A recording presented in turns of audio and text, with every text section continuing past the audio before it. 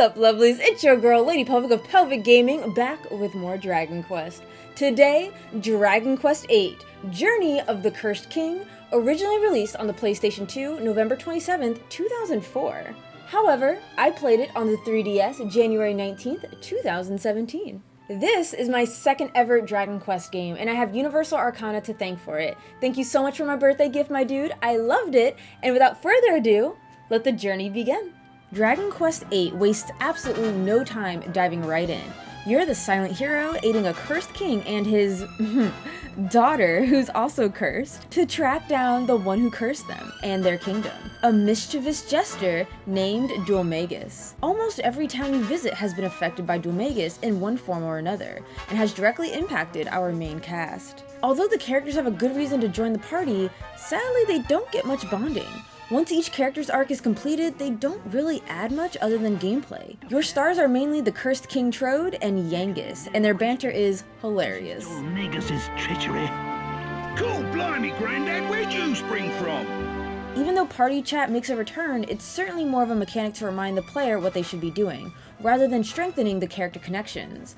And this was a little disappointing for me because each character is interesting, various personalities and backgrounds, Yangus, the bandit who decided to leave that life behind, Jessica, a wealthy and sassy lass, Angelo, a skeevy man of the cloth, and to see banter and character relations not touched on between our motley crew left me a bit hollow. Plus, Dragon Quest has a very comedic tone, grade A puns and writing, so it felt like they really could have struck gold with character chatter. Though, it's not to say it doesn't dabble in dark themes from time to time. Overall, the story is very charming. It reminds me of a book of fairy tales. Each town has its own set of problems that the hero must solve in order to progress. Help a king get over his deceased queen.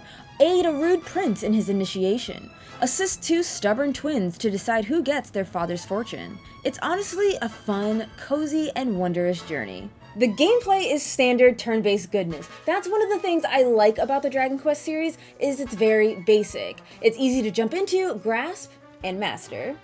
The usual options of attack, defend, magic, use an item are all there. Ability is different from spells. Abilities are connected to the weapon you have equipped. Items are split between party members, meaning if they're not holding the consumable, they don't have access to it. Some new options for me, coming from Dragon Quest V, are Intimidate, where you scare off the monsters and possibly land a drop, and Psych Up. Affects your attention, pretty much self-boosting, which multiplies whatever you're gonna do, attack, defend, healing, or magic.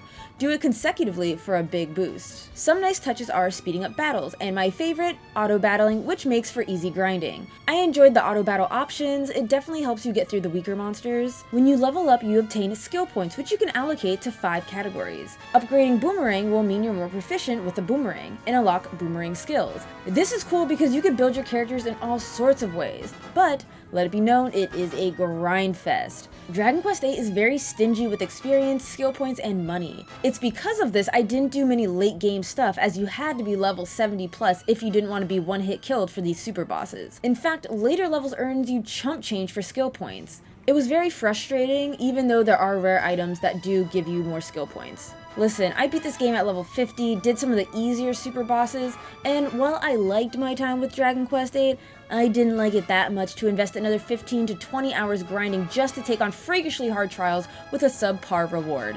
But I do recommend getting the true ending. It focuses on the hero's backstory, and it's really touching and awesome how it pulls everything together. The 3DS version offers 2 additional endings, one normal one and one true. I got the original true because it makes sense. Let's just say there's another love interest that's totally for the fans. A major upgrade from the PS2 to the 3DS port is no random encounters. Well, except in the ocean. But for the most part, you can see the enemies clear as day, or night, as there are cycles. And depending on the time of day, there are different people in towns, different dialogues, and of course, different monsters. Speaking of, keep an eye out for monsters with crossing swords over their heads. After a certain point, they can be captured and used in the monster arena. I love this as it was a blatant head nod to Dragon Quest V. Set up a team of 3 to battle in 3 rounds. If you win, Mori, the champion of the arena, will give you an award. Not only is the arena fun, but you unlock Mori as a new playable character only available in the 3DS port. In fact, you get 2 new characters, Mori and Red the Bandit. I admit they don't add much story-wise. I preferred the tried and true OG characters for a more balanced team. Plus, there are levels behind the team when you first get them. That said, I found Red a bit more useful because she could steal money and items after a fight. A few more things, the alchemy pot now creates items instantly rather than the PlayStation 2's version of waiting it out. Find recipes on your travels or combine things on your own. There's Cameron's Codex quests. Every time you enter a new area, check his request list for pictures he's looking for. A good rule of thumb is anything unique, show him your pictures and you'll be awarded with stamps. Fill out a card and land yourself some rewards. Again, a side quest I really do recommend as you get some good items to mix in the alchemy pot. If you ever find yourself stuck in the story, there's a party chat to remind you. Or visit the fortune teller Caldarasha. I love saying his name. Caldarasha. And he'll give you a clue as to what to do. He's particularly good at leading the player to optional goodies. Yes, I see it. There is a jester breaking through the southern checkpoint. Now, the graphics, I mean, they were fine. Certainly some detail was lost. The fact is, on the 3DS you always get the graininess, and the PS2 version you have more detail. 3DS version, like, they straight up took out the cobblestone path, not sure what's going on there, or even the character shadows are more defined. I personally enjoy the look of the PlayStation 2 version more, as I'm a sucker for cell shading. Moving on, let's talk about what us gamers absolutely love. Censorship. Many of Jessica's outfits got an overhaul, covering up her chest, legs, and stomach. Even an NPC Lady Warrior got some design changes. Admittedly, the censorship that bothers me most are two scenes, which I'll dance around for spoilers' sake. One character in the PS2 version uses a sword to harm themselves. In the 3DS, they used magic. Another is a master being cruel to his servant. In the PlayStation 2 version, the servant is forced to eat dog food. In the 3DS version, he's intimidated by the dog instead. To me, that would have shown how desperate the character was, or how heartless the master could be. On a positive note, enemies look as wonderful as ever. Coming from Dragon Quest V, seeing the jump from pixel to 3D was amazing. I'm usually pro pixel art, but this change we welcome. The enemies are just as lively and as energetic as ever. I love their animations, to them being idle, to attacking to death. And their names are hilarious. I mean, look at this. Apocalypse. Get it? Because it has big lips. This had me rolling. Honestly, probably my favorite part of any Dragon Quest game is seeing the enemies. I also love that enemies are visible while traveling the world, because without them, the land would look really bare and dull. And the last thing that irritates me, I call the Suikoden Castle effect. You gotta go to church to save or bring back a party member, and an inn to rest and restore HP and MP. It's just needless running around. The music, and boy do we have some big differences here. Needless to say, I'm probably going to be on the wrong side of history for this one, but before that, voice acting. We got it. Dragon Quest VIII is the first one of its kind to have voice acting, baby. Totally took me by surprise, especially because they all have bizarre voices. Some is English, Cockney, but others, I don't even know how to describe. It's cheesy yet charming. It weirdly adds to the world yet simultaneously being off-putting. All the time hoping for the left one. I mean, the right one to come.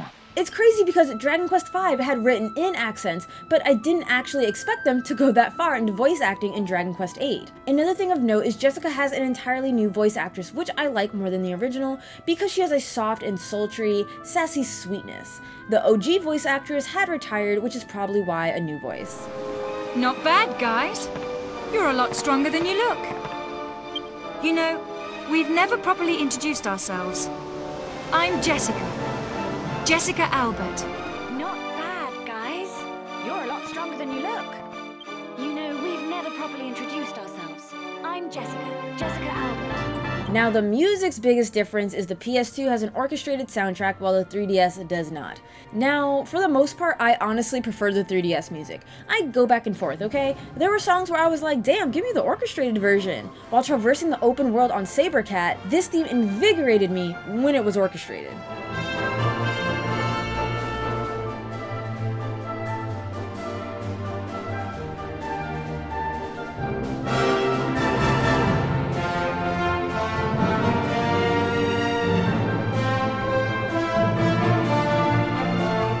Orchestrated music is not bad, but I think for me it's one of those things is which did you experience first? Kind of like how they say if your first Zelda was 2D, you probably have an affinity for 2D Zeldas, and if you play 3D, then you probably like 3D Zeldas more. It's true in my case anyways. If you grew up with the PS2 orchestrated, you probably like that more, and you'll hear the 3DS version and might be offended. Overall, I think Dragon Quest VIII has a very relaxing soundtrack. It's more on the mellow side, aside from battle themes.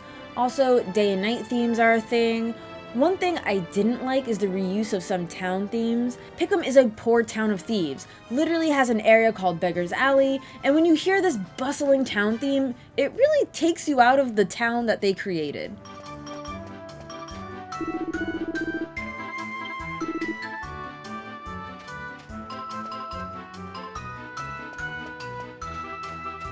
That said, I like a good sad song. That's why my standout track is called Remembrances or These Feelings. And I prefer the 3DS version, but here's both.